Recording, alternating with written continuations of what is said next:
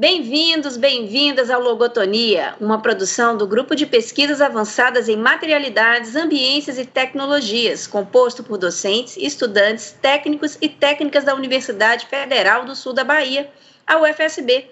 O Logotonia está presente em diversas plataformas, Twitter, Facebook, Instagram e YouTube. Os episódios estão publicados na Anchor, iTunes e Spotify. Assine nosso feed no seu app preferido e acompanhe os episódios. No programa de hoje, iremos discutir o filme Mother, lançado em 2017, escrito e dirigido por Darren Aronofsky. Eu me chamo Silvia Quimo, sou arquiteta e urbanista, professora da UFSB, e os colegas, também professores da UFSB, que embarcarão na temática deste episódio são Márcio Carvalho, nosso super filósofo e cientista político, e a queridíssima Frances Mary Alves, historiadora e atuante na área de História do Pensamento Científico-Filosófico, Historiografia das Ciências, dentre outros. Para dar início ao nosso debate, convido a professora Fran. Obrigada, Silvia. Inclusive, quero agradecer o Frances Mary. Sempre fico muito feliz quando eu escuto meu nome dito dessa forma, por isso que eu sempre peço para me chamarem de Fran. Fico muito agradecida, Silvia. Uma gracinha você. Estou brincando. Mas a sua apresentação até me deixou mais animada, estou mais confortável, porque tenho que confessar que Mother é um filme de suspense, e a primeira vez que eu assisti, se não me engano, foi com indicação do Márcio Carvalho. Agora eu reassisti para poder fazer essa fala aqui com vocês hoje, embora eu não tenha conseguido dar atenção a todos os detalhes e fazer as leituras que eu gostaria de fazer, mas reassistir o filme é um negócio que deixa a gente sempre um pouco abalado, assim, né? Não é um filme fácil, é um filme que causa muito perturbação, né? Pelo menos a mim. E aí eu vou começar fazendo uma sinopse do filme, e eu queria já indicar de cara que, se você não assistiu o filme, não escuta esse podcast, porque a gente vai dar todos os spoilers e, inclusive, a gente vai explicar o final do filme, enfim, a gente vai explicar o sentido do filme antes de você começar a assistir. E outro comentário que eu gostaria de fazer de partida é, se você não assistiu o filme ainda, pense duas vezes antes de assistir, porque não é um filme fácil. A gente vai lançar esse episódio no mês de maio, que é o mês das mães, então queria também ressaltar que não é uma comemoração ao Dia das Mães, né? Pelo menos não do meu ponto de vista, porque o filme é um filme bem tenso nesse sentido. Então tá, como a Silvia já falou aí pra gente, Mother é um filme de 2017, classificado como suspense, tem um elenco muito bom de atores e atrizes consagrados, como Javier Bardem, Jennifer Lawrence, Michelle Pfeiffer, Ed Harris, enfim, todo um elenco sensacional. E é um filme primoroso no sentido da montagem, da narrativa, do uso que faz do som, da imagem, da fotografia, sombra, luz. É um filme, tecnicamente falando, muito perfeito, sim, pelo menos do meu ponto de vista. E aí, qual que é a história do filme? Para contar a história do filme, de novo, vai ter muito spoiler e vai ter o sentido do filme aqui, tá? Eu dividi em cinco etapas a história do filme, né? Seriam 5 atos. O filme começa com uma cena de caos, né? Uma mulher em chamas. E, na sequência, um homem coloca uma espécie de cristal, um objeto sagrado, num pedestal, e tudo ao redor, numa casa, começa a se restaurar, né? Ele está no meio de uma situação de caos, começa com uma mulher em chamas, ele está no meio de uma situação, numa escuridão, ele coloca esse cristal no pedestal e tudo começa a se restaurar. Na sequência, uma mulher acorda deitada numa cama, acorda, enfim, de manhã, uma cena normal, ela acorda, se vira e diz, amor, né, chamando o marido, o parceiro, a pessoa que está com ela. Esse seria o primeiro recorte, né, a primeira etapa da sinopse do filme. Num segundo quadro, né, a gente tem cenas do cotidiano desse casal, um casal heterossexual, um homem e uma mulher, e o homem trabalha com a escrita de um texto, ele está trabalhando na escrita de um poema, e a mulher arruma, literalmente, a casa. Mas literalmente não só no sentido de varrer, passar, lavar, mas literalmente no sentido de reconstruir a casa, né? A casa é uma casa belíssima, situada num campo, enfim, um lugar muito bonito, e ela está ali pintando a parede, testando cores, e desde o começo do filme você começa a perceber que ela tem uma relação com a casa, uma relação meio que orgânica, né? Ela sente as paredes, o filme já vai te dando uma imagem de que ela tem uma relação com a casa. Na sequência, também nesse segundo quadro, começam a aparecer algumas visitas inesperadas, né? E aí o filme vai começando a apresentar para a gente algumas figuras que nos dão uma imagem de enredo bíblico, assim, em sentido. Um casal, filhos, que dá a entender que é Adão, Eva, Caim, Abel. E aí tem todo um desdobrar, ela tem toda uma casa sendo arrumada, sendo limpa, sendo reconstruída, né? Tem essa coisa de arquitetura, de design, de decoração que ela está ali fazendo com todo o zelo, cuidado e com todo o tempo do mundo, né? Parece que é um tempo infinito, lento e tal. E essas visitas começam a trazer um certo desconforto para casa, né? E isso é interessante porque o filme vai te trazendo essa sensação de desconforto, junto com a mulher, que aliás não tem nome, né? Essa aqui teria o nome do filme, Mother, mas ela não tem um nome durante todo o filme, né? E aí, na sequência, o homem e a mulher que chegam de visita, os filhos chegam, há um desentendimento entre os filhos, e há um assassinato, um filho assassina o outro, daí Caim e Abel, né? E na sequência um velório, né, que também começa a aparecer várias pessoas, enfim, a casa começa a ficar cheia, toda aquela rotina que você tem no começo do quadro 2, já no final desse segundo quadro, que eu estou dividindo em 5, já no final desse segundo quadro, começa a tender para uma imagem de destruição, né. Lembrando que tem uma cena que é interessante, que é quando acontece o assassinato de um dos filhos do casal que estão ali de visita, né, todo mundo sai da casa, ela fica sozinha da casa, ela não sai da casa em nenhum momento. Mas é interessante que o marido larga a mulher lá e o filho que assassinou estava ali ainda, então é uma situação toda muito tensa, a gente vai ficando angustiado, né? Mas de modo que o homem, o marido, sai junto com os homens, no sentido de humanidade, para resolver os problemas e ela fica ali de novo sozinha. Uma das coisas que a gente entende desde o começo é que existe um papel meio submisso da mulher, né? Isso talvez tenha a ver, claro, com esse enredo bíblico, né? Com essa narrativa bíblica e a tradição cristã. Né, o papel da mulher, a submissão ao homem, não só a tradição cristã, né, mas várias. E aí, no final desse segundo quadro do filme, da sinopse, você já tem uma cena de destruição, uma pia que se quebra na cozinha, ela fica extremamente estressada, está tendo um velório, todo mundo meio chorando, meio comemorando, e aí ela expulsa todo mundo. Na sequência, há uma cena de sexo com o casal, e aí termina o que eu chamei de segundo quadro. Nesse terceiro quadro, começa com a gravidez, né, dela. Fruto desse ato de sexo do casal aí depois da bagunça que aconteceu na casa. E esse terceiro quadro começa com um novo período de calmaria, né, de construção, aquela ideia de tempo imóvel, infinito. Então ela está ali grávida, construindo, cuidando da casa, cuidando do marido, cuidando da comida. Está tudo num processo de restauração e o cotidiano seguindo num sentido de paz, assim, né? Bom, aí nesse momento o homem, ela está grávida, né? O homem, que também não tem um nome, é ele, né? Com E maiúsculo, termina o trabalho que ele estava redigindo, que ele tinha dificuldade para redigir, com todos os acontecimentos, inclusive a gravidez da esposa. Ele termina o trabalho que seria um poema, né? E a mulher fica extremamente tocada pelo poema, ela se emociona, né? É interessante, quando ele termina esse poema, um outro detalhe, quando ele termina esse poema, o filme corta para um quadro em que um homem do lado de fora de uma casa, que possivelmente é a casa em que eles estão, um homem de mão dadas com uma mulher olha para uma casa completamente destruída por um incêndio, chamas, né? Então, enquanto ela lê o poema, o filme te mostra essa imagem, né? E apesar do cotidiano desse terceiro quadro, né, desse cotidiano de calmaria, de paz, ela segue sentindo a casa, né, sentindo as paredes, ela tem uma relação orgânica com a casa. Inclusive, a marca que o assassinato deixa na casa também é uma coisa que vai interferindo nela, a marca não some, ela fica sempre vendo a marca, tenta cobrir com tapete, coisa do tipo. Então, o terceiro quadro é esse, já é um segundo momento de paz, ela grávida e ele terminando o trabalho.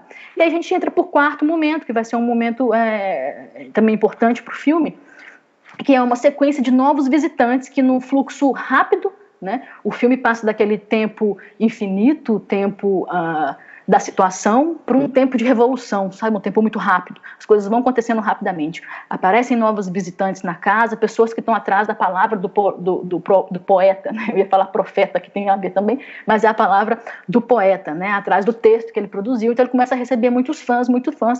E nesse momento começa uma segunda cena de caos, completo caos.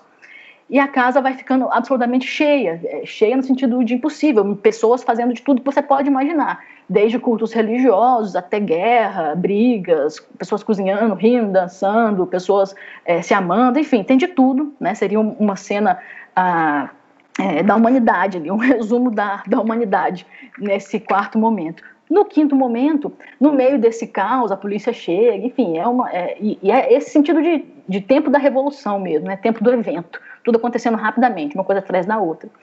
E aí no quinto, e talvez último momento que eu recortei aqui como quadro da sinopse do filme, a gente tem o parto, né? Lá para as tantas, no meio desse caos que vira a casa sendo destruída, que também te dá uma agonia enorme, porque ela está ali o tempo todo construindo a casa, né? Pintando, reformando, restaurando, e vai tudo sendo destruído, parede quebrando, bomba, gás lacrimogêneo, tudo que você pode imaginar.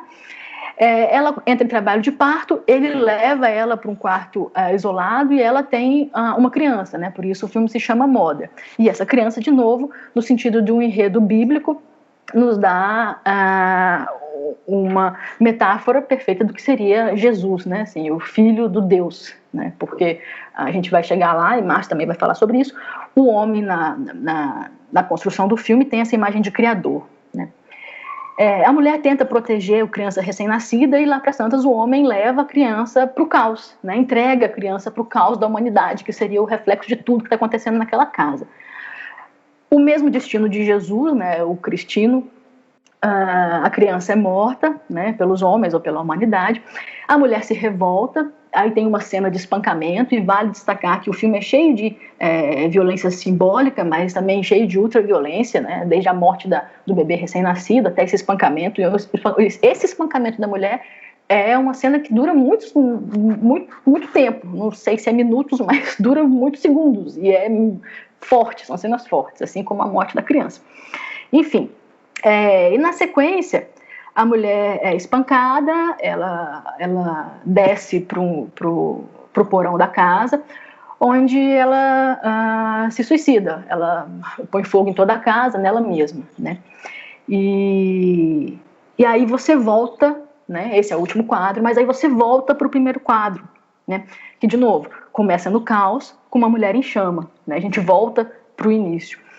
E o marido, né, o homem, fala para a mulher que talvez tudo que tenha acontecido talvez possa mudar as coisas, né, se ela conseguir perdoar, né, e ela não consegue, bota fogo em tudo, né, a explosão da casa. E aí na sequência, nesse retorno ao primeiro quadro, né, ele carrega a mãe, né, Mother, uma espécie de leito de morte, toda queimada, meio morta, meio viva, ainda falando com ele, e ela olha para ele e pergunta: o que você é? E ele diz: eu sou o que sou e você era a casa. E ela pergunta aonde que ele está levando ela, e ele diz: estou te levando ao princípio, estou te levando ao começo.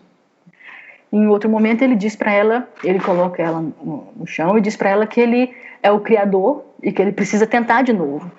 E ela implora que não, que ele a deixe ir, mas ele não faz isso, né? Ele diz que ele precisa salvar o amor, né? E aí ele enfia as mãos no peito da mulher e arranca dali de dentro um coração queimado, todo preto, que ele aperta e tira dali o cristal, que é aquele mesmo cristal, ou quase o mesmo cristal, que a gente viu no começo do filme. Na sequência, a cena é a mesma. Ele coloca o cristal num pedestal e tudo se restaura na casa. Na última cena do filme, né, que você volta para esse quadro 1, voltamos ao começo do filme, a gente tem uma mulher, de novo deitada, que acorda de manhã, e não é a mesma mulher, né, ela é levemente diferente, inclusive não é a Jennifer Lawrence, é outra atriz. Ela acorda numa cama, se vira e pergunta de novo: amor? Né, chamando o companheiro, o marido. E aí, bom, essa é a sinopse do filme, né, tem algo que me lembra bastante o 2001, a Odisseia no Espaço, né? Porque tem essa ideia de eterno retorno, né? De o filme parecer que tem uma narrativa cíclica. E aí eu queria fazer só algumas observações também, para não demorar muito, antes de passar a palavra para o Márcio, né? De novo, não é um filme fácil, não é um filme óbvio, muito pelo contrário. É um filme que requer interpretações, e elas são múltiplas, né? A gente fez aqui, a gente vai tentar seguir, o Márcio vai dar continuidade a uma interpretação a partir da mística cristã, né, de um enredo cristão, né, um católico, assim. Mas é um filme perturbador, né? É um filme que causa muitos incômodos, como eu disse no começo. As montagens, as cenas, os sons, você vai tendo as sensações, né? Desde as aflições mais bobas, do tipo, que bagunça é essa que está sendo feita nessa casa, que ela está custando para reformar com todo carinho, até sensações, enfim, de morte, guerra, o espancamento dela, enfim, as reações que ele, né, tem, que são reações que não são adequadas para o contexto, parece que ele vive numa outra realidade, enfim, você vai tendo raiva, você vai sentindo ternura, você vai se reconhecendo ali no personagem Mother, né, de alguma forma. E aí destacar de novo, que eu falei um pouquinho no começo, esse lugar da mulher, né, mãe no filme, que é uma figura central no filme, daí o nome Mother. Por outro lado, é uma figura submissa, né, desde as tarefas mais simples de casa, ela que cozinha, ela não deixa ele cozinhar, ela que reforma a casa. Ele trabalha no texto que seria alguma coisa como que sagrada, né. Inclusive ele se coloca nessa posição, e ela, por outro lado, faz todo o serviço doméstico, inclusive o trabalho bastante duro de subir escada, pintar parede, reformar, bater martelo, coisa do tipo, né? Mas é uma posição submissa, algo que de novo tem a ver com a mística cristã, né? E não apenas com a mística cristã, mas com a sociedade como um todo, né?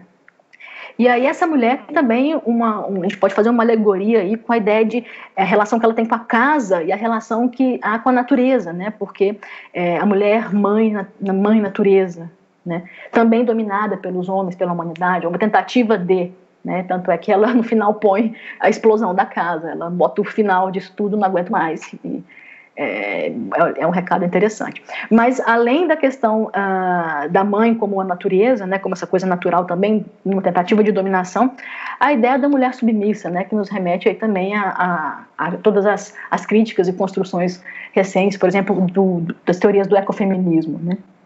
E um outro detalhe interessante que a gente pode pensar sobre o filme seria pensar no conceito de eterno retorno, né? Por quê?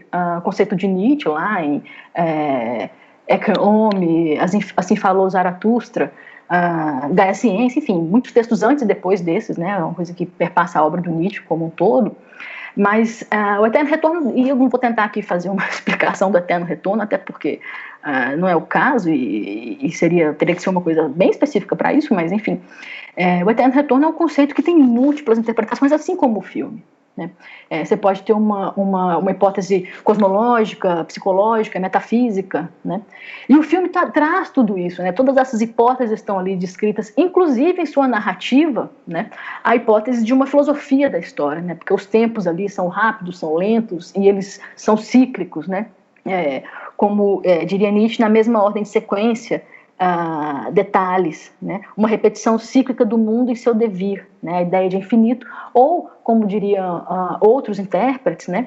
Uma tensão entre o fim e o que não é findável, né? O fim e o infindável, a paz e o caos, a destruição e a construção, né? Essa ideia de repetir, né? Que daria a ideia de repetir o mesmo, mas essa ideia de repetir aquilo que não é o mesmo, né? Se a gente fosse utilizar um exemplo didático, tosco, que só serve para isso, como exemplo didático e tosco, a gente faz esse tipo de repetição na vida, né? Por exemplo, uma sensação que a gente acha que é uma sensação agradável, como, por exemplo, sei lá, tomar uma cerveja ou tomar um sorvete, a gente tende a repetir sensações agradáveis, né? Então, eu vou tomar sorvete de novo naquele lugar porque eu gostei, vai ser bom. Mas é claro que a experiência nunca é a mesma, né? Mas há uma repetição, há um ciclo aí, no mesmo sentido de tentar evitar coisas que são desagradáveis, né? Então seria essa ideia de repetir, mas não repetir o mesmo. E a gente não repete o mesmo porque, apesar de que tem um desejo, né, e na repetição há uma pulsão, uma vontade, né, a experiência ela é também recriadora, né? Então essa repetição nunca é igual, né? Enfim, mas de fato, como a repetição, ela como a experiência é uma recriação, né? O criador ele é também destruidor, né? Nessas fronteiras fluidas aí, onde começa e onde termina, né? Se é que começa e termina, mas pela experiência de recriar, né? O criador ele é um destruidor, porque ele não consegue repetir exatamente o mesmo, muito embora esteja repetindo, né? Então o filme mostra exatamente isso pra gente. O filme consegue mostrar pra gente várias hipóteses do eterno retorno, né? A psicológica, a cosmológica, da filosofia da história, mesmo a partir da narrativa, da questão da sensação de tempo que o filme nos passa. Mas acho que eu já falei demais e eu queria passar para o Márcio para ele falar também algo que é importante, né, inclusive para a gente não ficar só no enredo, né, no conteúdo ostensivo do filme, mas para a gente pensar também no filme enquanto um produto, né, enquanto um objeto a ser analisado, uma fonte, pensar na produção aí, no diretor, né, do filme, falar um pouco sobre a obra dele. E eu acho que o Marx também vai enveredar um pouco aí pela história do cristianismo, né, pela Bíblia, e aí então vou passar a palavra para Márcio. Obrigado, Fran. Olá a todo mundo que está ouvindo.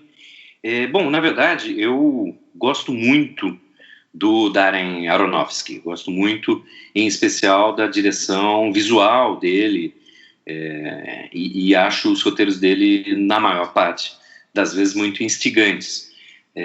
Minha sobrinha, a Carol Guimarães, que é mestre em comunicação e estudou cinema, odeia ele. Ela entende muito mais do que isso, muito mais do que eu sobre isso, e não gosta do estilo dele, mas acho que é uma coisa da pegada pop que eu tenho, né? Música e cinema com um certo estilo acabam me pegando. De qualquer forma, o primeiro filme... Você acha que tem uma pegada pop lá no Mother não, mas no... O Mother é muito pouco comercial, né? Ele é um filme sensacional, mas ele não é comercial, né? Comercial.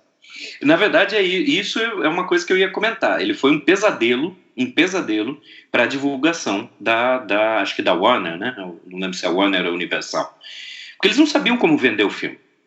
Então, a propaganda tinha 5 segundos e era um novo filme de Darren Aronofsky, com Jennifer Lawrence e Javier Bardem. Era isso que eles tinham que colocar, não tinha outra coisa. Mas voltando ao Aronofsky, ele começa a carreira com Pi, que é um filme barato, mas, de novo, visualmente bastante inovador. Ele coloca algumas câmeras diferentes e tal. Uma história curta, mas bem interessante. Depois, Requiem para um Sonho, que é um filme pesadíssimo, sobre drogas. E depois o que eu mais gosto dele, que é A Fonte. Acho que traduziram A Fonte da Vida. Que é um filme que realmente eu gosto muito, muito mesmo. E depois tem produções ali como O Campeão, Cisne Negro, mas eu queria chamar a atenção para o Noé, que para mim é o pior filme dele. Mas no Noé ele tentou pegar uma tradição judaica, ele é de família judaica, de origem judaica. Ele tentou pegar uma tradição judaica e apresentar na tela de uma maneira literal para nós. Então, alguns trechos que são interpretados de maneiras diferentes, ele jogou para a gente, no Noé, como literais. Por exemplo, os anjos como grandes seres feitos de rocha.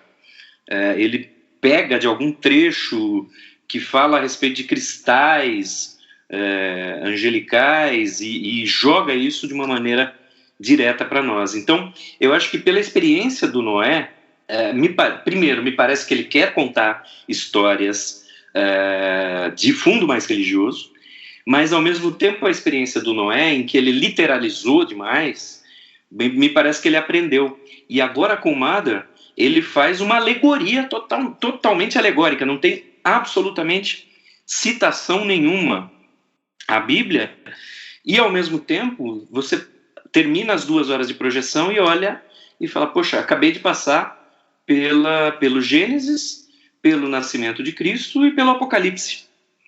A gente passou um resumão da Bíblia, no final das contas. Mas, na minha opinião, a história da mãe, e mãe, está ali, e, aliás, voltar para a questão técnica, o filme não tem trilha sonora, ele funciona todo à base de sons incidentais, efeitos sonoros. Você ouve as tábuas da casa estalando quando as pessoas andam, né, por exemplo. E, em termos de câmera, você só tem 3 câmeras no filme, com pequena variação. Uma focalizando o rosto da Jennifer Lawrence, outra focalizando as costas dela, seja mais próximo da cabeça ou as costas todas, mas indicando para onde ela está indo, e uma câmera que seria a câmera subjetiva dela, o que ela está vendo. Ou seja, é um filme que não funcionaria se a atriz não funcionasse maravilhosamente bem como a Jennifer Lawrence funciona. O filme é dela, precisa dela. E toda a cenografia é montada para depender da atuação dela. Enfim, ela é o foco. Mas, na minha opinião, o foco, esta Mother, que pode ser encarada como a Mãe Natureza, eu acho que o Aronofsky estava querendo fazer um filme sobre Sofia, a sabedoria. E aí eu vou me basear muito fortemente no livro Resposta a Jó, do Carl Gustav Jung.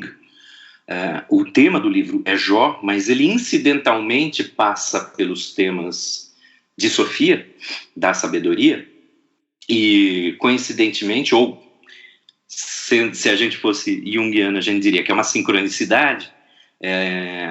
Em período próximo à primeira vez que eu vi o filme, eu acabei lendo esse livro e me chamou muito a atenção a possibilidade dessa interpretação. Bom, quem é a sabedoria? O Jung diz o seguinte, que existe indício de influência grega no livro de Jó e nos provérbios de Salomão, escritos entre 600 e 200 a.C. E aí eu vou citar Jung: refiro-me à ideia de Sofia ou sapiência Dei, uma espécie de pneuma coeterno de natureza feminina, mais ou menos hipostasiado e pré-existente à criação. E aí eu vou ler lá o Provérbios 8, um momento. O Provérbios 8, ele começa com primeiro versículo: porventura não clama a sabedoria e a inteligência não eleva a sua voz? E depois, a partir do 22 até o 31, a sabedoria fala, e ela diz: o Senhor me criou como primícia de suas obras desde o princípio, antes do começo da terra. Desde a eternidade fui formada, antes de suas obras dos tempos antigos. Ainda não havia abismo quando fui concebida, e ainda as fontes das águas não tinham brotado. Antes que assentados fossem os montes, antes dos outeiros, fui dada à luz. Antes que fossem feitos a terra e os campos e os primeiros elementos da poeira do mundo. Quando ele preparava os céus, ali estava eu. Quando traçou o horizonte na superfície do abismo, quando firmou as nuvens no alto, quando dominou as fontes do abismo, quando impôs as regras ao mar para que as suas águas não transpusessem os limites, quando assentou os fundamentos da terra, junto a ele eu estava como artífice, brincando todo o tempo diante dele, brincando sobre o globo de sua terra, achando as minhas delícias junto aos filhos dos homens. Tirando essa parte, esse versículo final, tudo isso pode se encaixar no que a gente viu no filme. Agora, esse versículo cria esse provérbio 8 cria um problemão, porque coloca uma figura lá atrás junto com Javé no Gênesis, na criação. O Gênesis, vamos pegar aqui o Gênesis 1, no princípio Deus criou os céus e a terra. Versículo 2. A terra estava informe e vazia, as trevas cobriam o abismo e o Espírito de Deus parava sobre as águas. Então, a sabedoria falou que antes do abismo, ela já estava lá. Então, ela já está desde o Gênesis 1:1. E isso é um problema, porque você criou uma figura que está acompanhando Deus na criação. E quem é essa figura? Bom, depois, na segunda parte da minha fala, eu vou falar sobre as interpretações católicas.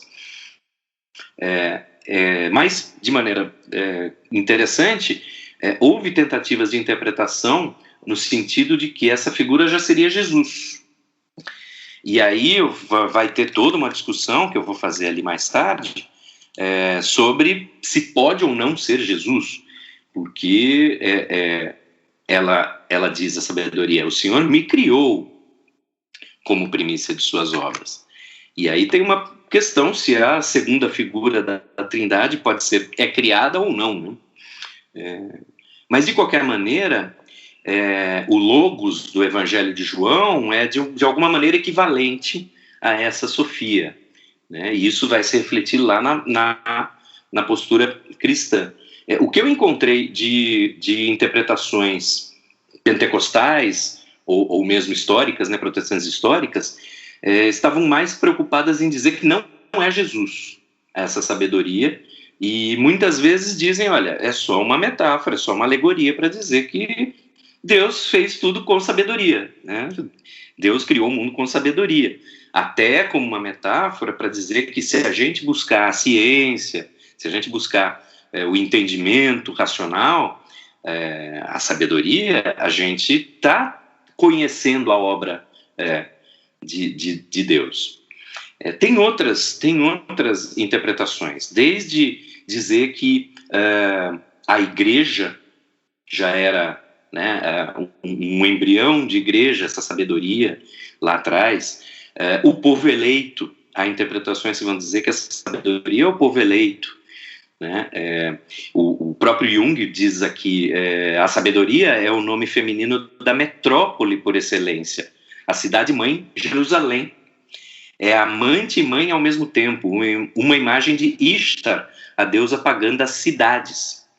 Mas me parece, e aí eu vou já deixando um gancho aqui para Silvia, me parece que a principal interpretação é a seguinte: Deus, Javé, que é retratado no filme como poeta, ele imagina as coisas, ele imagina o mundo, ele imagina o universo. Mas quem vai construir esse universo, e isso está no livro apócrifo da sabedoria de Salomão, é a sabedoria, é Sofia, que tem um caráter de plasmadora do universo, de artífice de todas as coisas. Então, nas palavras do Jung, é um ser feminino que a Deus não lhe é menos agradável do que os homens. É amiga e companheira desde tempos imemoriais, primogênita de toda a criação, resplendor sem mácula de sua glória, desde toda a eternidade, e artífice da obra da criação. Então, é Deus como o idealizador do universo e Sofia como a arquiteta que vai construir esse universo. E com isso eu passo para a nossa arquiteta, a Silvia. Então, gente, eu estava aqui ouvindo tudo que vocês estavam falando e estava repassando o filme mentalmente e justamente parando nesse aspecto que foi o que me chamou a atenção, né?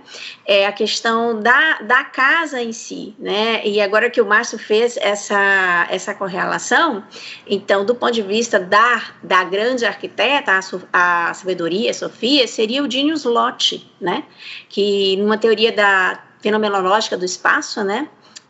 Mais encabeçada por Christian Norbert Schulz, o lugar escolhe o que ele quer ser, o lugar natural escolhe o que ele quer ser e aí, então o homem constrói, né? E essa teoria é muito legal porque ela trabalha com 4 concepções de Genius Loci. O primeiro são aquelas cidades ou construções que são feitas e categorizadas como clássicas, que estariam, olha que interessante, entre o céu e a terra, tá?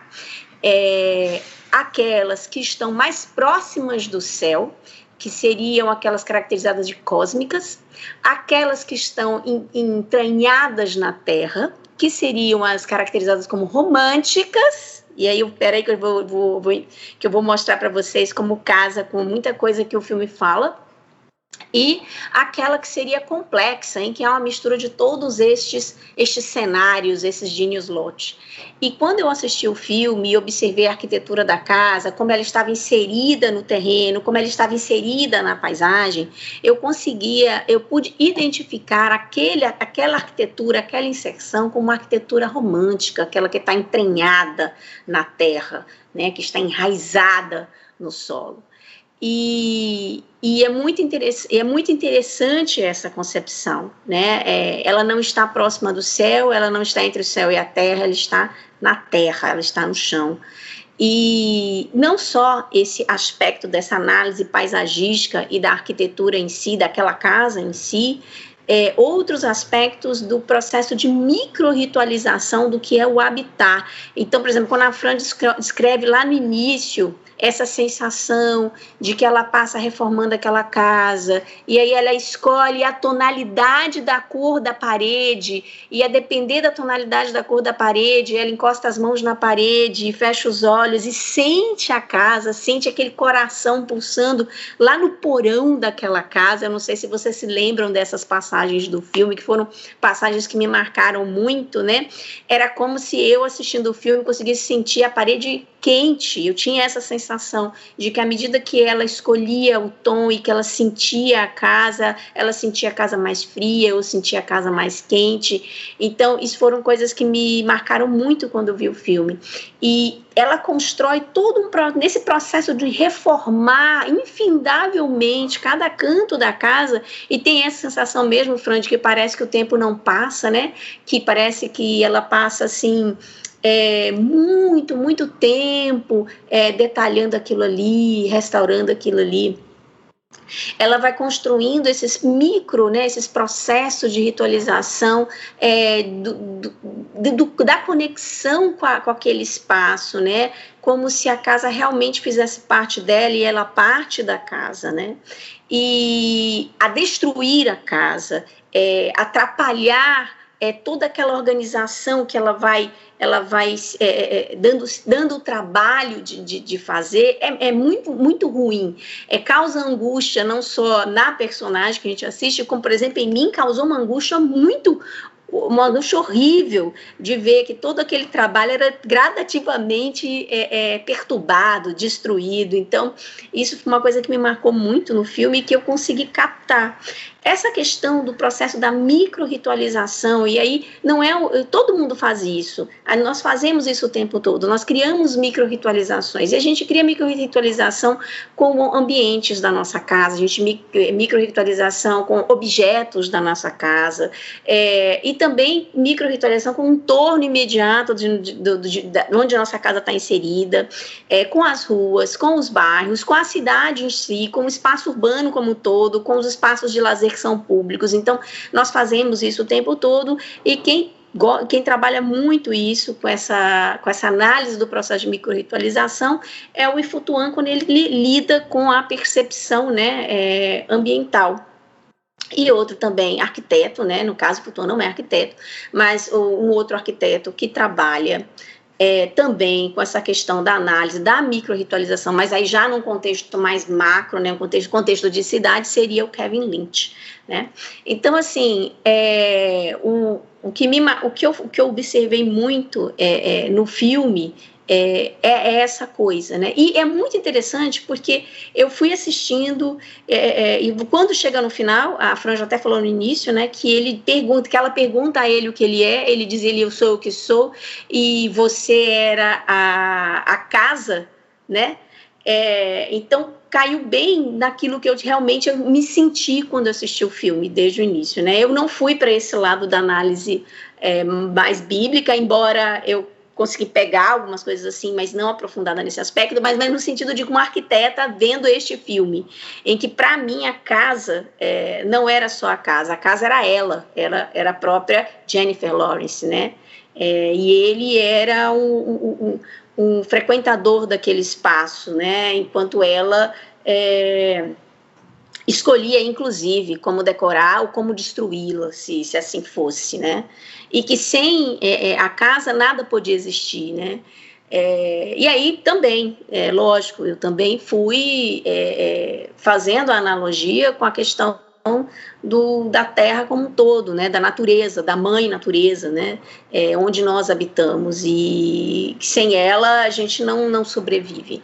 Então, eu fui muito para esse sentido mesmo, né, do Gene Slot e do que é habitar, né, dos processos de micro-ritualização do habitar, né, e da mãe, no caso aí do filme Mother, da mãe como esta grande casa, onde todos nós vivemos, né? Márcio, antes de passar a palavra para você, só fazer um comentário aqui, como que tanto o que você trouxe sobre a ideia de sabedoria, como essa explicação que Silvia fez para a gente de Lot, tem a ver ambos com a ideia de Gaia, né? Como a Silvia acabou de falar aí, de esse conceito que vem da Grécia, né? Claro. de mãe natureza, né, ou de natureza terra, coisa do tipo, e que lá em Nietzsche depois é transformado em Gaia Ciência, que tem a ver não só com as habilidades, mas também com uma questão transcendental, assim como tanto no lote que a Silvia trouxe, como no conceito de sabedoria que você apresentou para a gente aí. Só uma observação que eu acho interessante fazer sobre esse resumo bíblico, né, que o filme apresenta, essa alegoria, muito bem colocado por Márcio, né, da Bíblia, que do ponto de vista da filosofia da história, tem um problema aí, né? Como eu fiquei muito me debatendo com o Eterno Retorno, tem um problema aí. Em que sentido? No sentido de tempo histórico, né? Porque na Bíblia, eu não estou fazendo nenhuma análise metafísica transcendental, não mesmo, mas no tempo histórico, né, a partir da historiografia cristã, você tem um tempo histórico teleológico e também, como que se diz, progressivo, né, no sentido de início, meio e fim, né? Daí a ideia de Gênese, desenvolvimento e apocalipse, né? Mas o desenvolvimento da história, o tempo, estaria uma seta indicando para alguma coisa, ele teria uma teleologia, né? Ele estaria indo para algum lugar, né? Ele seria determinado, uma linha, né? E o filme apresenta para a gente uma característica que daí talvez teria a ver mais com a hipótese metafísica lá do Eterno Retorno. Ele teria uma característica de retorno, né? De cíclico, de tempo cíclico, que vem lá também do grego antigo. E para citar Nietzsche, a eterna puleta da existência que não cessa de virar sobre si mesma, e tu, com ela, ínfimo grão de pó. Né? Só para fazer uma alusão aí à ideia de poeira que Márcio citou para a gente. Fran, eu vou falar aqui agora um pouco então sobre a segunda aparição de Sofia, e acho que no final dessa parte eu consigo dar um gancho para essa questão da repetição. Porque, bom, a gente viu no filme, né, a chegada do homem, a chegada da mulher, a chegada dos filhos, a morte de um filho pelo outro, e durante o velório a gente tem como você descreveu muito bem, uma meio festa, meio velório, em que a casa começa a ser destruída, e a alegoria ali é a pia que quebra, e os canos jorram água e inundam a casa, né? E aí as pessoas têm que ir embora, né? Me parece uma alegoria ali para o dilúvio. E logo em seguida a gente tem a cena de ele com mãe fazendo sexo e gerando uma nova criança. Muito bem, nesse meio tempo, na história bíblica, muita coisa acontece. E uma das coisas importantes que acontece é a história de Jó. Eu acredito que a história de Jó não está nesse filme, de acordo com a minha interpretação, exatamente porque é um filme sobre a sabedoria, Sofia. E Sofia, a sabedoria, estava ausente de Jó, em Jó. Em Jó 28, versículo 12, ele pergunta, mas a sabedoria, onde é que se encontra? A gente sente falta de uma filantropia de Sofia ali em Jó. Na verdade, Javé se enamora da sua criação, ele se apaixona pela sua criação, o homem, a mulher e seus filhos, e acaba abandonando um pouco Sofia. É esse o período ali que está no Antigo Testamento.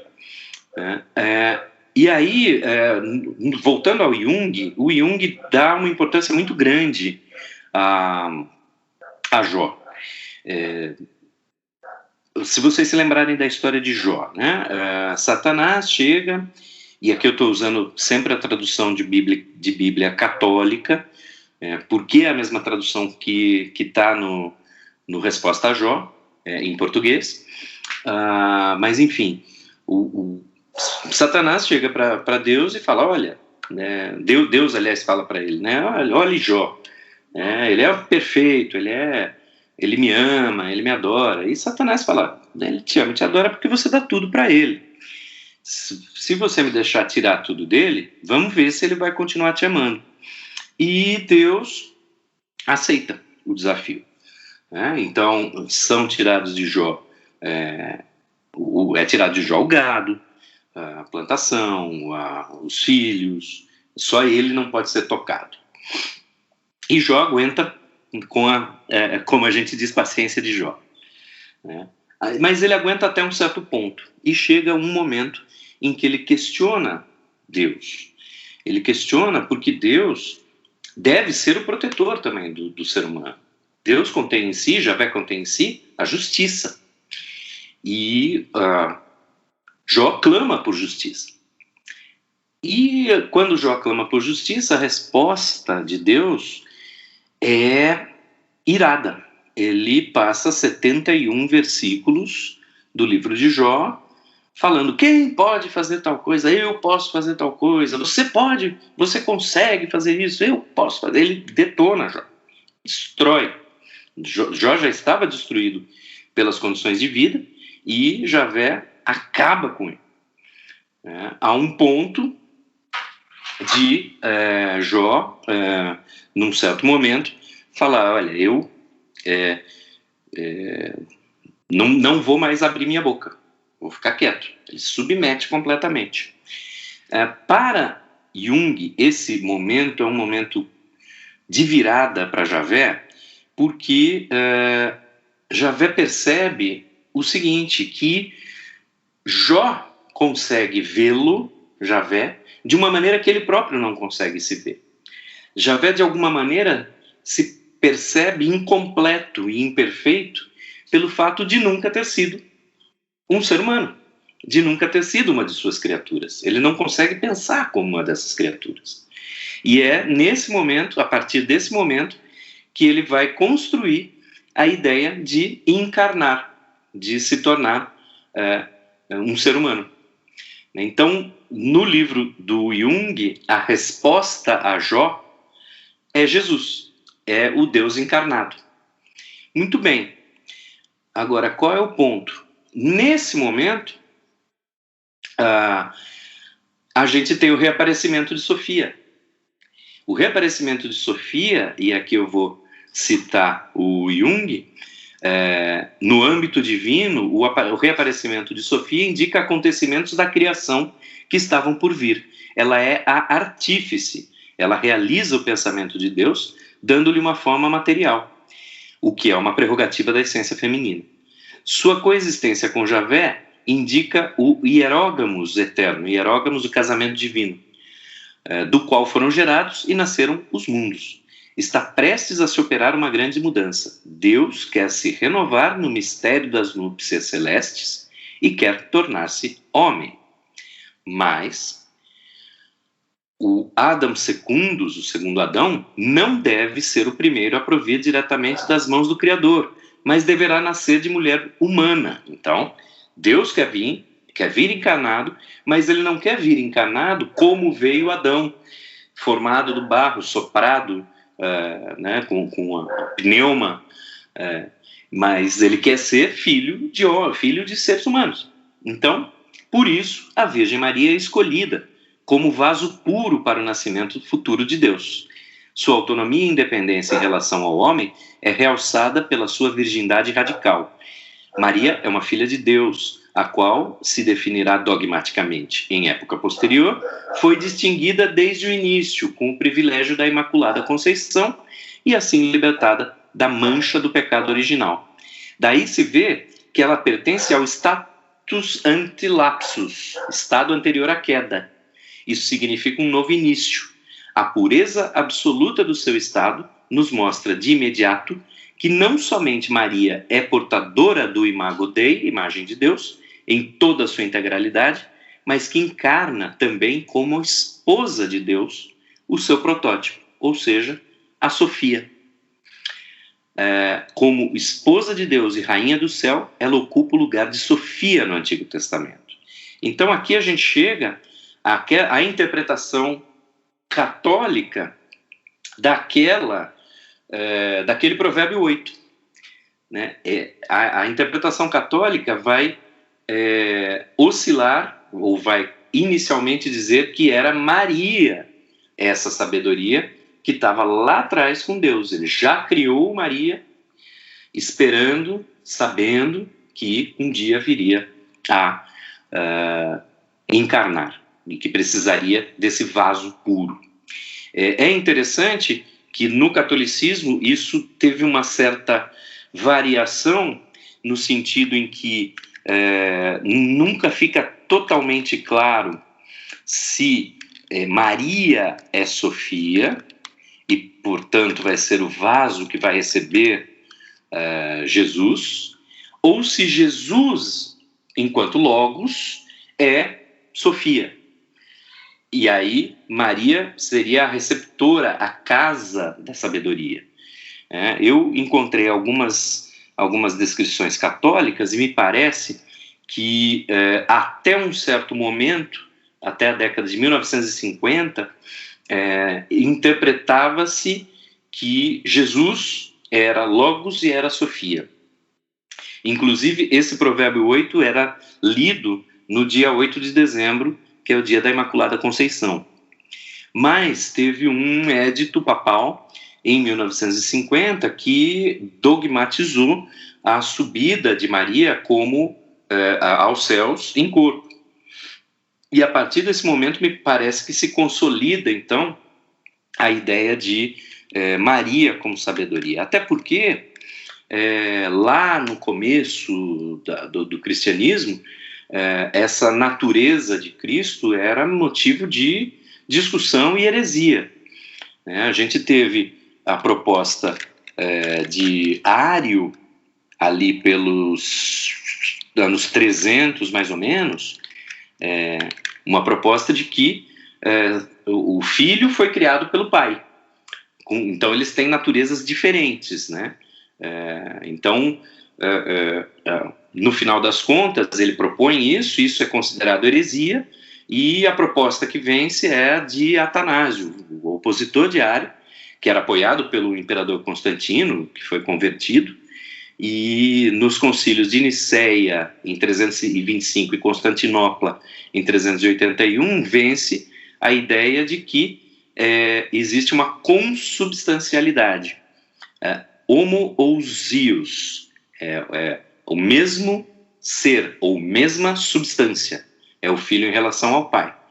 Eles são pessoas diferentes, mas com uma mesma substância. Tá? Então, essa hipótese vencedora acabou, ao passar do tempo, na cultura católica, deixou de ser tão importante, e Jesus começou a ser considerado a sabedoria, mas agora parece que no catolicismo se fecha essa ideia de que a sabedoria era Maria. Então, e isso se reflete perfeitamente no filme. Né? Ele está afastado da Mother, e depois daquela bagunça toda com os humanos, ele volta a se reaproximar. Né?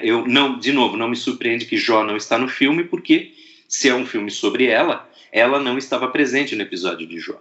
Mas não me surpreenderia se o Aronofsky, daqui a algum tempo, não abordasse essa história, que é uma história poderosa. E para voltar aqui para Fran ou para Silvia, se quiserem, um trecho do Jung. Embora o nascimento de Cristo seja, na verdade, um acontecimento histórico e singular, trata-se de um fato que sempre existiu. Para um leigo em questões dessa espécie, torna-se difícil imaginar a identidade entre um acontecimento intemporal e eterno e um acontecimento singular e histórico.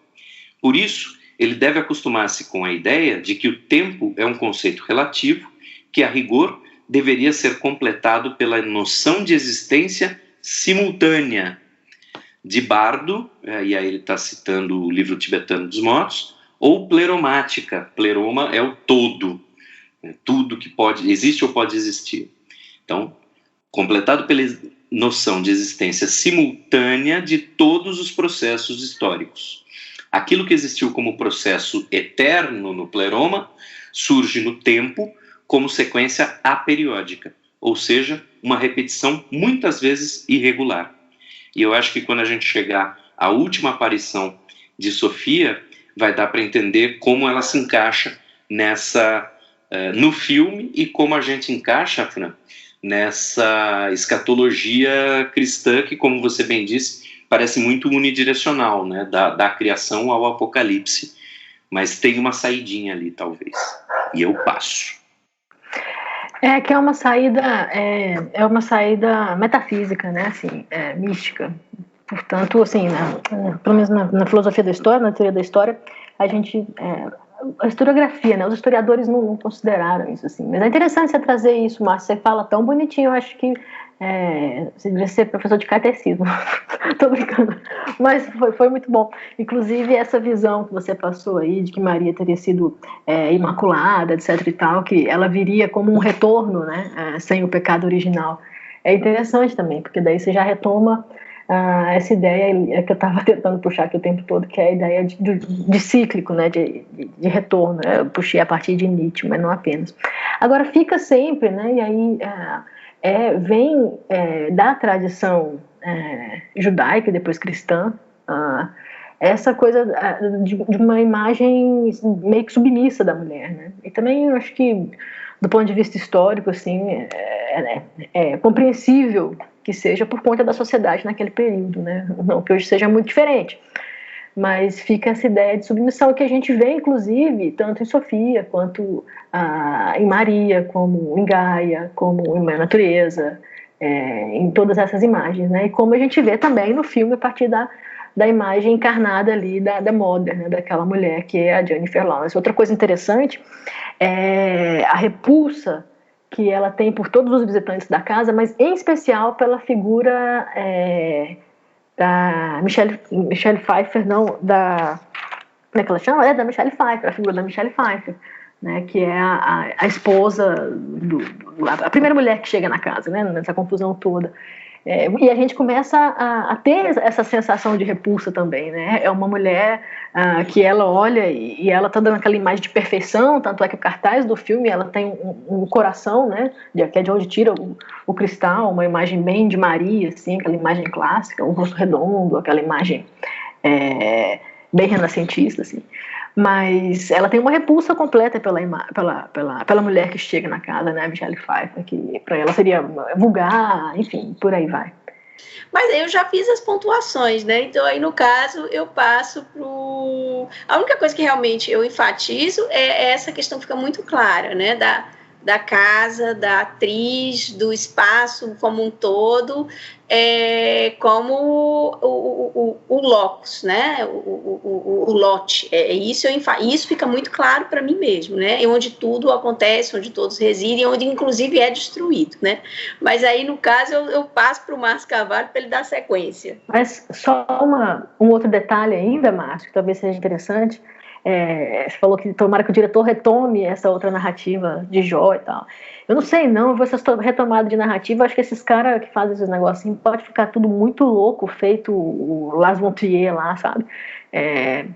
Fez Dogville, Mandalay, podia ter parado ali, né? Ficou prometendo Chicago, mas aí ficou pirando nessas coisas desses filmes. Tomara que esse cara não faça uma continuação de Mother ou uma outra visão, assim, tipo, ele já conseguiu um acerto, assim, né? Não do ponto de vista mercadológico, mas ele conseguiu um filme interessante, né? Assim, tenso, pesado, polêmico, deve ter vendido pouco, como você comentou aí, apesar de ser um filmão, né?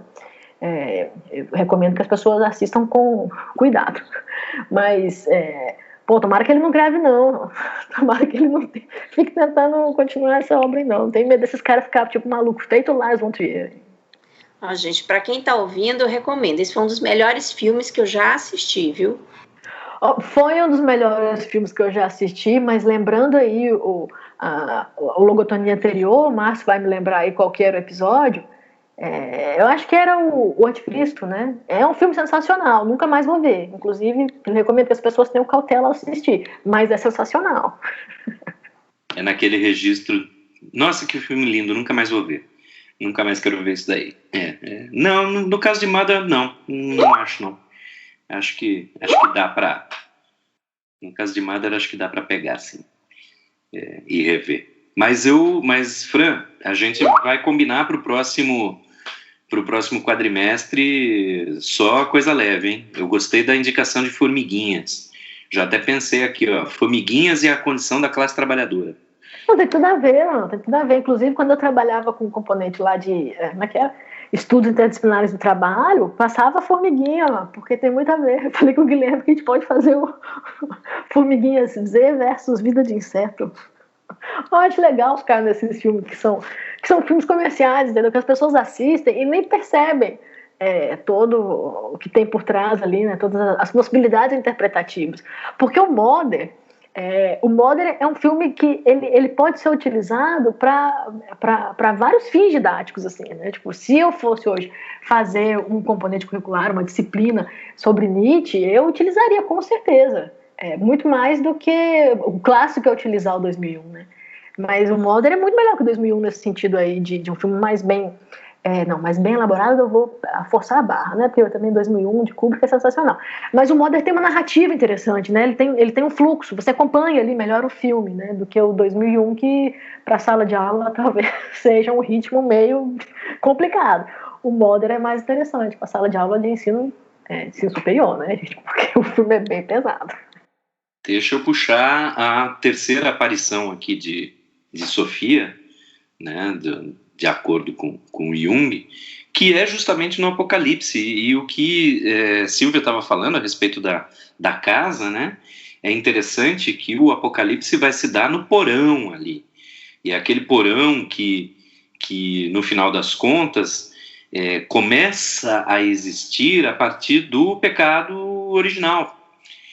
A partir lá do pecado original, não, desculpa.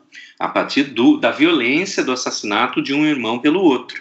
É o sangue do irmão escorrendo pelas frestas da casa que vai chegar lá embaixo e mostrar pra gente aquela caldeira, né, que tem algo como petróleo, algum tipo de material inflamável, né?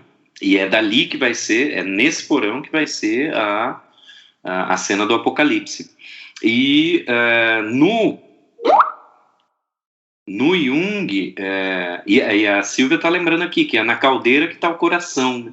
O coração da casa está ali, então parece que esse pecado vai contaminando, e a destruição da casa, tudo isso vão contaminando o coração da casa, que está aparentemente ali na caldeira. No caso da Bíblia, que é bem mais alegórico, porque a gente está falando de Apocalipse é aquela grande viagem, né? Logo depois que o sétimo anjo desaparece da cena, surge no céu, após a destruição de Jerusalém, uma mulher solar. E aí eu leio Apocalipse capítulo 12, de 1 a 6. Apareceu em seguida um grande sinal no céu, uma mulher revestida de sol, a lua debaixo dos seus pés e na cabeça uma coroa de 12 estrelas. Estava grávida e gritava de dores, sentindo as angústias de dar à luz.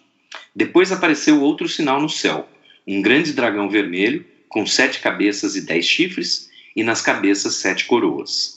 Varria com sua cauda uma terça parte das estrelas do céu, e as atirou à terra. Esse dragão deteve-se diante da mulher que estava para dar à luz, a fim de que, quando ela desse à luz, lhe devorasse o filho. Ela deu à luz um filho, um menino, aquele que deve reger todas as nações pagãs com cetro de ferro. Mas seu filho foi arrebatado para junto de Deus e do seu trono. A mulher fugiu, então, para o deserto, onde Deus lhe tinha preparado um retiro para ir ser sustentada por 1.260 dias.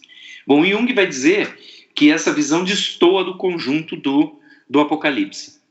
E essa visão é introduzida pela abertura do templo no céu e pelo aparecimento da Arca da Aliança. E a Arca da Aliança é uma alegoria de Maria. Então, esse fato parece constituir um prelúdio à vinda de Jerusalém, a esposa celeste, como eu falei lá atrás já, né, Jerusalém como Sofia, uma equivalência de Sofia, pois se trata aqui de uma parte do hierógamos, do casamento divino, cujo fruto é a criança divina. Então, a mulher solar aparece com o filho no fluxo da visão de uma forma estranha, inesperada, sem ligações com o conjunto. E o Jung vai dizer uma coisa que eu acho que vai encaixar aqui com a Fran e com o filme. Ela pertence a um outro mundo, a um mundo futuro. Por isso seu filho é arrebatado para junto de Deus, né, como Messias judeu, enquanto a mãe deve ficar escondida por um longo período no deserto, onde, porém, é alimentada por Deus. Então, Deus tem planos para ela. Deus tem um plano para um outro mundo, para um mundo futuro.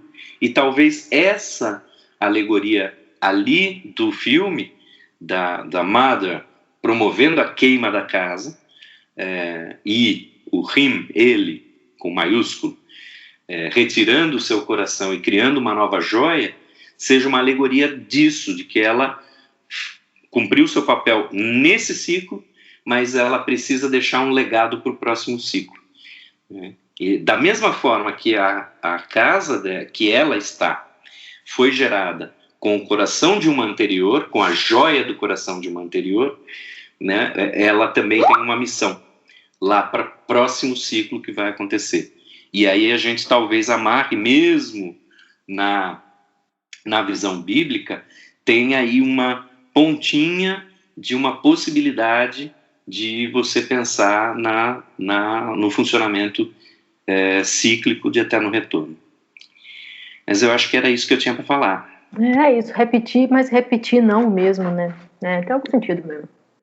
Isso aí, repetição feita, repetição imperfeita de uma história que no eterno, no pleroma, é uma história única, mas ela se reflete de maneira imperfeita a cada passagem no mundo. É uma visão até meio platônica, né?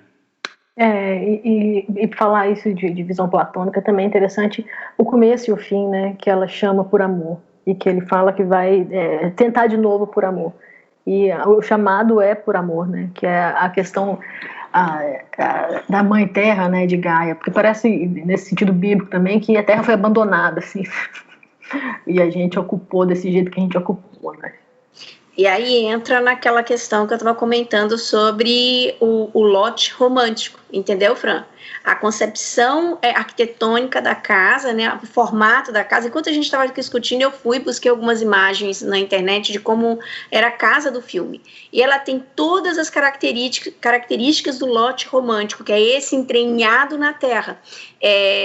O pé direito é baixo e tem uma cena que mostra ela na frente da casa, porque ela nunca sai da casa, né? Ela fica sempre ali na porta, na varanda, mas ela nunca sai, né? Só no final que mostra ela distante da casa, né? Com ele de mão dadas e a casa, ou uma visão da casa, ou um processo de reconstrução da casa, enfim.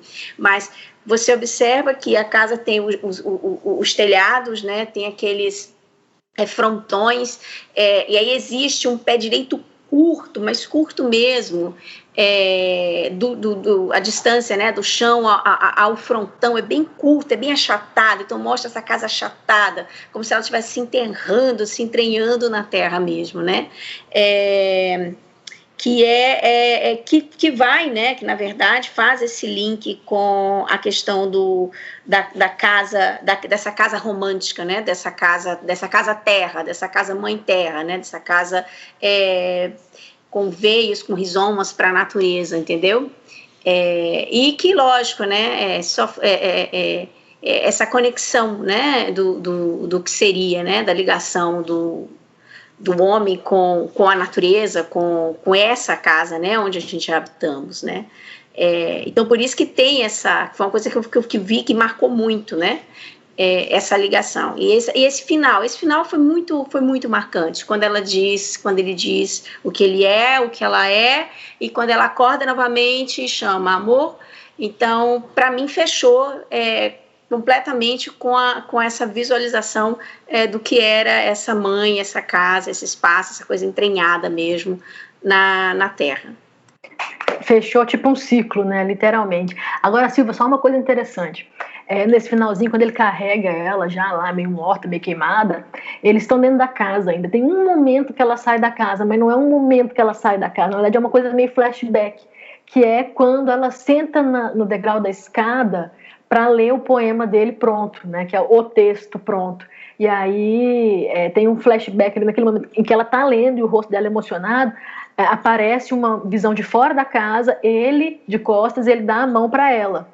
Então ela está vendo a casa, né? Como se fosse um momento de iluminação em que ela está vendo o texto, né? O texto, essa coisa do texto sagrado. Aí, mas não é que ela sai da casa, né? Não é que ela sai da casa. Eu acho que é um flashback no sentido assim, que Márcia fala aí da coisa da sabedoria, né? Assim, ela tem acesso ao texto sagrado. Então, como se a sabedoria se concretizasse na junção com Deus, enfim, com o Criador, né? Enfim, sei lá. Olha, só para dizer, aí uma interpretação que é até mais rasa, mas quando eu vi a primeira vez e já estava me tocando da questão bíblica, me deu a impressão que o que ele escreveu é o Novo Testamento. Esse é o grande poema que ele consegue escrever depois de gerar Jesus, né, depois de gerar o Filho. E o fim do Novo Testamento é o Apocalipse. Então, é um pouco, eu não diria nem que é um flashback, é um flash forward que ela teve. Né? Olha, que livro lindo, mas olha como é que ele vai acabar. É a impressão que me passou. Só lembrando que o texto dele, que seria o texto sagrado, né, o que seria o Novo Testamento, na interpretação de Márcio, é uma poesia. Só lembrando de novo da Gaia Ciência. Tá. Bora lá para as dicas culturais? Quem começa? Eu posso começar com o livro que eu citei no episódio todo, o Resposta a Jó, do Jung. É um livro curtinho, mas super denso, e que traz também algumas questões metodológicas do próprio Jung. Pode ser interessante para quem se interessa por isso. Tem um outro livro, Jung então faz uma psicologia analítica da mente de Javé. E tem um outro livro chamado Javé e Jesus, Os Nomes de Deus, do Harold Bloom. E o Harold Bloom é um crítico literário. Então ele faz uma análise literária do Antigo e do Novo Testamento para tentar encontrar o desenvolvimento do personagem Yahvé, né, e depois lá para o Novo Testamento, o Pai e Jesus. Esse livro é muito bom também, e é um outro tipo de análise. E finalmente, como eu estou tentando pegar o hábito de fazer, indicar um jogo. E é um jogo antigo, mas seja o Deus do seu próprio planeta. É um jogo chamado Black or White, em que você é um Deus. É um jogo de construção de cidade, tá? Em princípio, como os Age of Empires, você tem que construir casa, barracão, coisa para alimentação, etc. Mas você é um Deus ali dessa cidade, e você pode ganhar sua energia, sua mana, ou pelo amor das pessoas ou pelo medo das pessoas.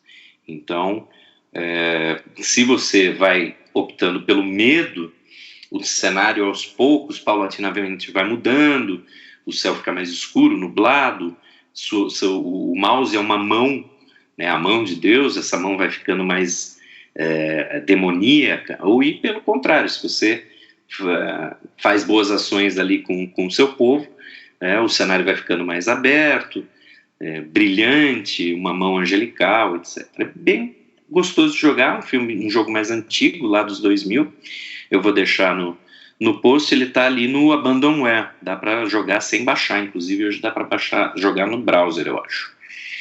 E é isso de dicas por hoje. Bom, eu tenho uma dica, né, mas é mais voltado... embora seja da minha área, mas eu acho que mesmo quem não é da área de arquitetura e urbanismo se ler, vai ficar fascinado e vai gostar bastante. É esse livro do Christian Norberg Schulz, que é a teoria fenomenológica do espaço. Genius Lot, o lugar escolhe o que ele quer ser. E é um livro muito bonito, tem muita imagem de paisagem no mundo inteiro, fazendo essa classificação entre paisagem cósmica, paisagem clássica, paisagem romântica e paisagem complexa. E é muito legal esse livro. Então, embora seja da área de arquitetura e urbanismo, mas pessoas de qualquer área do conhecimento vão ficar bem encantadas com a teoria fenomenológica do espaço, de Christian Norberg Schulz. Pô, eu me passei aqui, hein? Nem tinha preparado nenhuma dica cultural, não. Enfim, não sei. Como semana passada faleceu Marc Ferrot, vou indicar as leituras dos livros do Marc Ferrot aí, que são livros, enfim, de história para historiador, mas não só, né, porque pode ser interessante para além disso. História Vigiada, Manipulação da História no Ensino dos Meios de Comunicação, e o clássico Cinema e História, né, que vai trazer de novo, ou trazer o cinema para dentro dos estudos de história, que é muito importante. Da obra do historiador francês Marc Ferrot, que faleceu na semana passada, vítima de Covid. Uma dica cultural aí é: fique em casa, galera, Covid tá pegando. Bom, pessoal, estamos chegando ao final do nosso episódio, né? E aí vamos nos despedindo por aqui. Eu espero que tenham curtido, que tenham gostado, assistam o filme e depois nos ouçam novamente. Não se esqueça, o Logotonia está presente em diversas plataformas: Twitter, Facebook, Instagram e YouTube. Assine nosso feed no seu app preferido e acompanhe os episódios.